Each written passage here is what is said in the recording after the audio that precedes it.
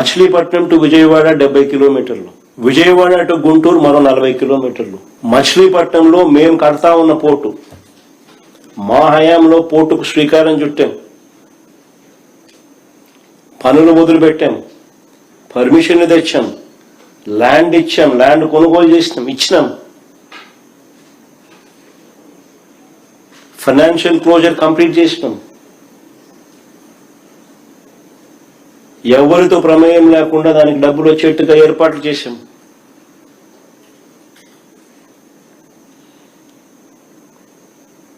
ఈరోజు చెన్నై అనేది port city, Bombay అనేది ఈరోజు పోర్ట్ సిటీ.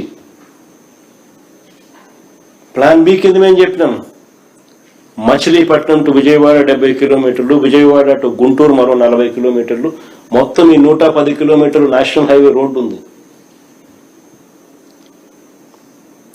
ఈ నేషనల్ హైవేకు కాస్త అటు ఇటుగా ఈ మొత్తం క్యాపిటల్ ఏరియా కింద డిక్లేర్ చేయండి. మచిలీపట్నం నుంచి ఎంఏ తీసుకోండి, విజయవాడ నుంచి విఐ తీసుకోండి, గుంటూరు నుంచి GUN తీసుకోండి, మావి గన్ అని పేరు పెట్టండి. మచిలీపట్నం, విజయవాడ, గుంటూరు, మా వి గన్. సరే, గన్ అంటే బాగుండదు నీకు, అది జగన్ అనేది గుర్తుకొస్తుంది లేదనుకుంటే సరే వేరే పేరు పెట్టండి.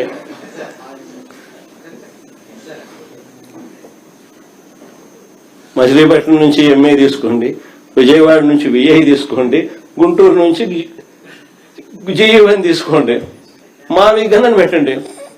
బ్రహ్మాండమైన 110 కిలోమీటర్లో క్యాపిటల్ ఏరియాని డిక్లేర్ చేయండి, కారిడార్ కింద క్యాపిటల్ ఏరియాని. కనీసం ప్లాన్ బి అన్న కనీసం పిక్చర్లోకి వస్తే అట్లీస్ట్ నువ్వు పెట్టే 2 లక్షల కోట్ల రూపాయలు ఈ రాజధాని ప్రాంతంలో అయ్యేది కాదు, సచ్చేది కాదు. ఆ 2 లక్షల కోట్లలో 10% పెడితే చాలు. ఈ మచిలీపట్నంకు, ఈ విజయవాడకు, ఈ గుంటూరు మధ్య కనెక్టివిటీ కోసం, రింగ్ రోడ్లు, ఇతరాతర పనుల కోసం, ఇతర మౌలిక సదుపాయాలు, చిన్న చిన్న మౌలిక సదుపాయాల కోసం 10% పెడితే చాలు. ఈ మావి గన్,